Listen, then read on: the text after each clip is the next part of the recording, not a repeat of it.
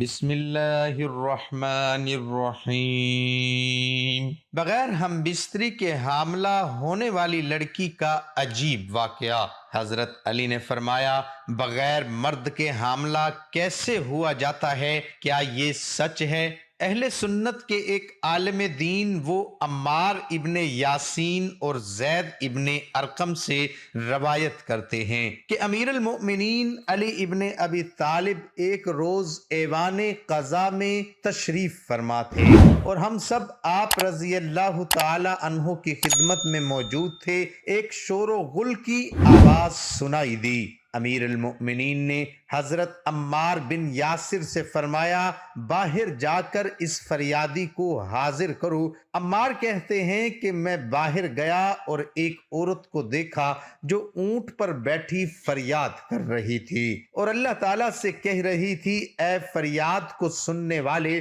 میں تجھ سے انصاف مانگتی ہوں اور تیرے دوست کو تجھ تک پہنچنے کا وسیلہ قرار دے رہی ہوں۔ مجھے اس ذلت سے نجات دے اور تو ہی عزت بخشنے والا ہے۔ میں نے دیکھا ایک کثیر جماعت اونٹ کے گرد شمشیر برہنہ جمع ہے، کچھ لوگ اس کی حمایت میں اور کچھ اس کے مخالف میں گفتگو کر رہے ہیں۔ میں نے جا کر ان سے کہا، امیر المؤمنین علی رضی اللہ تعالی عنہ کا حکم ہے کہ تم ایوان قضا میں چلو۔ وہ سب لوگ اس عورت کو لے کر مسجد میں داخل ہو گئے۔ ایک مجمع کثیر تماشائیوں کا جمع ہو گیا۔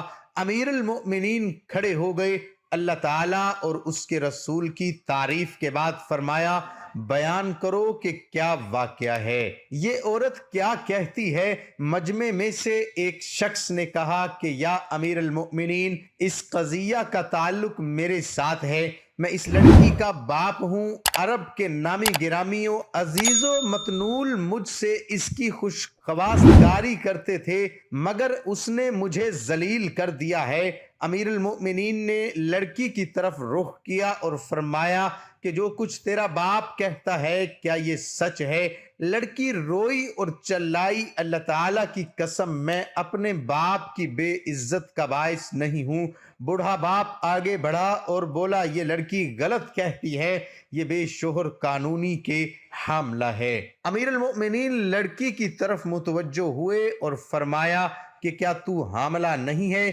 کیا تیرا باپ جھوٹ بول رہا ہے؟ لڑکی نے کہا کہ آقا، یہ سچ ہے کہ میں شوہر نہیں رکھتی، لیکن آپ کے حق کی قسم کہ میں کسی خیانت کی مرتکب نہیں ہوں۔ پھر امیر المؤمنین رضی اللہ تعالی عنہ نے وفاقی ایک مشہور داعیہ کو بلایا اور کہا کہ اس کو پس پردہ لے جا کر جائزہ لو اور مجھے صحیح حالات کے بارے میں بتلاؤ۔ داعیہ لڑکی کو پس پردہ لے گئی۔ تحقیق کے بعد آپ کے خدمت میں حاضر ہوئی اور نہایت حیرت سے عرض کرنے لگی، یہ لڑکی بے گناہ ہے کیونکہ یہ باکرہ ہے، یہ کسی مرد کے ساتھ ہم بستر نہیں ہوئی، مگر پھر بھی حاملہ ہے۔ امیر المؤمنین لوگوں کی طرف متوجہ ہوئے اور فرمایا، تم میں سے کوئی شخص ایک برف کا ٹکڑا کہیں سے لا سکتا ہے؟ لڑکی کے باپ نے کہا کہ ہمارے شہر میں اس زمانے میں بھی برف بکثرت ملتی ہے، مگر اس قدر جلدی وہاں سے نہیں آ سکتا۔ امیر المؤمنین نے بطریق اعجاز ہاتھ بڑھایا، برف ہاتھ میں تھی۔ پھر داعیہ سے فرمایا کہ لڑکی کو مسجد سے باہر لے جاؤ اور ظرف میں برف رکھ کر لڑکی کو برہنہ اس پر بٹھا دو اور جو کچھ خارج ہو اس کے بارے میں ہمیں بتاؤ۔ وہ داعیہ لڑکی کو تنہائی میں لے گئی، برف پر بٹھایا گیا۔ تھوڑی دیر کے بعد ایک سانپ خارج ہوا۔ داعیہ نے لے جا کر امیر المؤمنین کو دکھایا۔ لوگوں نے جب دیکھا تو بہت حیران ہوئے۔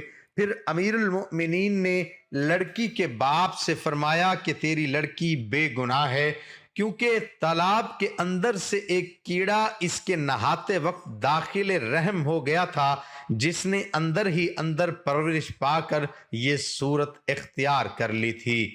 یہ تھی بغیر ایکس رے کے طبیب روحانی و جسمانی کی مکمل تشخیص۔ ایک مرتبہ امیر المؤمنین علی ابن ابی طالب بصرہ کی ایک شاہراہ سے گزر رہے تھے۔ دیکھا ایک مقام پر کثیر مجمع ہے اور لوگ جوک در جوک چلے آ رہے ہیں۔ آپ رضی اللہ تعالی عنہ بھی بڑھے اور دیکھا کہ مجمع کے درمیان ایک خوش پوش خوش رو جوان ہے. لوگ شیشوں میں کوئی اپنا خون کوئی اپنا ادرار پیشاب لیے اس کو دکھلا رہے ہیں. وہ ہر ایک کو اس کی مرض کے مطابق دوا تجویز کر رہا ہے. لوگوں سے معلوم ہوا کہ یہ بڑا مشہور و معروف حاذق طبیب ہے. امیر المؤمنین آگے بڑھے، سلام کیا اور فرمایا کیا درد گناہ کی بھی کوئی دوا آپ کے پاس ہے؟ طبیب بغور دیکھ کر بولا گناہ بھی کوئی درد یا بیماری ہے؟ امیر المؤمنین نے فرمایا ہاں، گناہ بڑی مہلک ترین بیماری ہے. طبیب تا دیر سر جھکائے سوچتا رہا، بات تامل کہا اگر گناہ بیماری ہے تو کیا کوئی اس کا علاج آپ کے پاس ہے؟ امیر المؤمنین نے فرمایا بے شک میں گناہ کا علاج جانتا ہوں اور درد کی دوا رکھتا ہوں. طبیب نے کہا ذرا میں بھی سنوں کہ اس کی کیا دوا ہے اور کون سا نسخہ ہے جس کے ذریعے آپ اس کا علاج کرتے ہیں. امیر المؤمنین نے طبیب سے فرمایا اچھا اٹھو اور آؤ ذرا میرے ہمراہ باغ ایمان میں چلو. وہاں پہنچ کر نیت کے درخت کے کچھ ریشے اور توبہ کا پچھلا حصہ لو. ترکیب اس سب دواؤں کو باہوش و حواس اطمینان قلب سے توفیق کے ہاتھوں اور تصدیق کی انگلیوں سے تحقیق کے پیالے میں ڈالو اور کافی دیر کے بعد سب کو امید کی پتیلی دیگچی میں ڈال کر شوق کی آگ میں جوش دو، اس قدر کہ مادہ فاسد فنا ہو جائے اور خالص چیز رہ جائے. اس کے بعد تسلیم و رضا کی تشتری میں رکھ کر توبہ و استغفار کی پھونکوں سے ٹھنڈا کرو. پھر اسے ایسی جگہ بیٹھ کر جہاں سوائے خدا کے اور کوئی نہ ہو پی لو. یہ ہے وہ دوا جو گناہ کے درد کو دفع اور مصیبت کے زخموں کو بھر دیتی ہے. پھر کوئی درد یا زخم کا اثر باقی نہیں رہتا. طبیب یہ سن کر حیران ہو گیا. کچھ دیر خاموش رہ کر وہ آگے بڑھ کر امیر المؤمنین کے قدموں پر گر گیا. پیغمبر علیہ السلام خاتم المرسلین جو اپنی زمانہ حیات بابرکات میں امراض روحانی و جسمانی کے حقیقی طبیب تھے. شارع حبیب محبوب بزم لاہوتی کی طرف مائل ہوا تو لطف خداوندی کا تقاضا ہوا اپنے بندوں کو بے سرپرست نہ چھوڑے. چنانچہ غروب آفتاب سے قبل ہی چند ستاروں کی روشنی کا انتظام فرمایا تاکہ بندوں کے روحانی اور جسمانی امراض کا مداوع ہوتا رہے. ہر دور کے اسلامی دانشوروں نے ائمہ طاہرین کے طبی فرمان کو بھی کتابی صورت میں اکثر پیش کیا ہے. دو شخص صبح کے وقت کھانا کھانے کے لیے بیٹھے تھے. ایک کے پاس 5 روٹیاں جبکہ دوسرے کے پاس 3 روٹیاں تھیں. اتنے میں ادھر سے ایک شخص گزرا. ان دونوں نے اس کو بھی اپنے ساتھ بٹھا لیا اور تینوں نے وہ 8 روٹیاں مل کر کھا لی. تیسرے شخص نے جاتے ہوئے 8 درہم ان دونوں کو دیے اور کہا میں نے تمہارے ساتھ جو کھانا کھایا اس کی یہ قیمت ہے، تم اسے آپس میں تقسیم کر لو. اب ان دونوں میں تقسیم پر جھگڑا ہوا. 5 روٹیوں والے شخص نے کہا میں 5 درہم لوں گا، میری روٹیاں 5 تھیں اور تم 3 درہم لو کہ تمہاری روٹیاں 3 تھی. دوسرے نے کہا نہیں، رقم آدھی آدھی تقسیم ہوگی.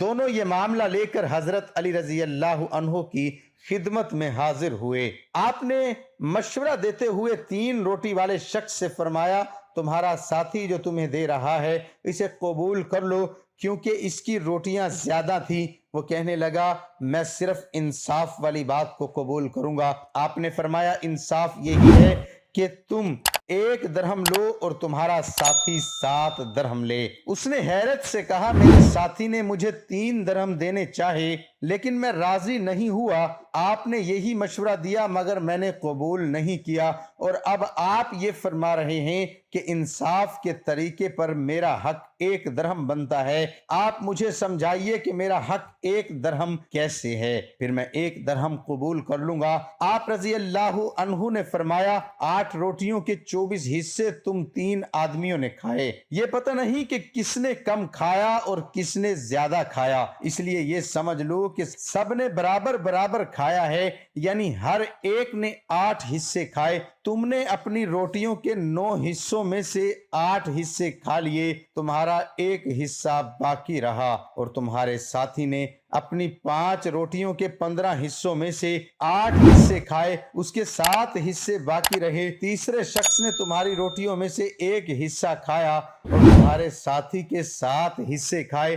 اب انصاف کے مطابق تم کو 1 درہم اور تمہارے ساتھی کو 7 درہم ملیں گے. تفصیل سننے کے بعد اس جھگڑنے والے شخص کو 1 درہم لینا پڑا. اللہ پاک ہمیں اہل بیت کے نقش قدم پر چلنے کی توفیق عطا فرمائے اور ہمیں نیکوکاروں میں شامل کرے، آمین. ناظرین، کمنٹ باکس میں اللہ تعالیٰ کے 99 ناموں میں سے ایک نام ضرور ٹائپ کریں.